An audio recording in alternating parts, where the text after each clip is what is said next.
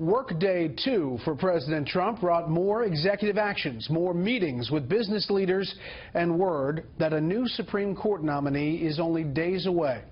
The decision to jumpstart work on the Keystone XL and Dakota Access Pipeline projects is both a shot across the bow to environmentalists and another major reversal of an Obama administration policy. All that plus another comment from the president that sets off an afternoon of media fact-checking and heated reaction. Chief White House correspondent John Roberts has all the news tonight from the White House. Good evening, John. Brett, good evening to you. The sheer volume of news coming out of this White House in just the first couple of days dwarfs anything that we have seen in recent memory. But the president has still not shaken his campaign-era propensity to step on his own message. President Trump took major steps today to resurrect the Keystone XL and Dakota Access pipelines, another opportunity for the president to undo Obama-era actions. We're going to renegotiate some of the terms, and if they'd like, we'll see if we can get that pipeline built. A lot of jobs, 28,000 jobs, great construction jobs. The Twitter sphere lit up with protest from environmental groups. Earth Justice condemns President Trump's executive order on Keystone XL and Dakota Access oil pipelines, wrote one group. But from House Speaker Paul Ryan, praise. Thanks to President Trump's executive order, the Keystone Pipeline and the Dakota Access Pipeline can finally be built. It's about time. The president also signed orders to streamline the permitting and manufacturing process for pipelines and other infrastructure projects and took steps to ensure when they are built, they're built with American steel.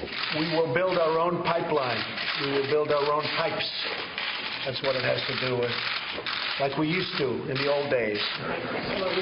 The president began his day promoting the automobile industry, hosting leaders from the Big Three and others for breakfast, another listening session to find ways of keeping jobs at home. We're going to make the process much more simple for the auto companies and for everybody else that wants to do business in the United States.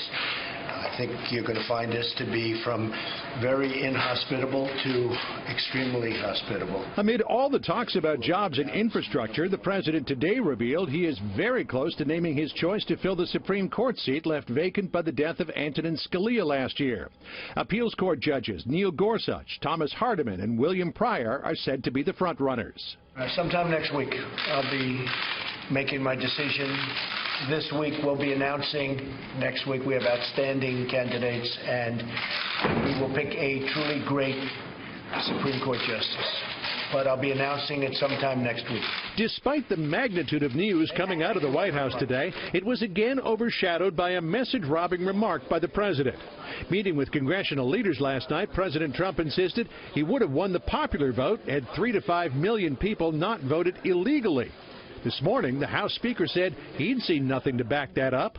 Look, I've already commented on that. I've seen no evidence to that effect, and I've made that very, very clear. In the daily briefing today, citing no evidence to support Trump's claim, Press Secretary Sean Spicer said the president firmly believes what he said. The president does believe that. He has stated that before. I think he stated his concerns, voter fraud and people voting illegally during the campaign. But when asked if the White House would seek an investigation into what would amount to massive voter fraud, the press secretary deferred. I think he won very, very handily with 306 electoral votes, 33 states. He's very comfortable with his win.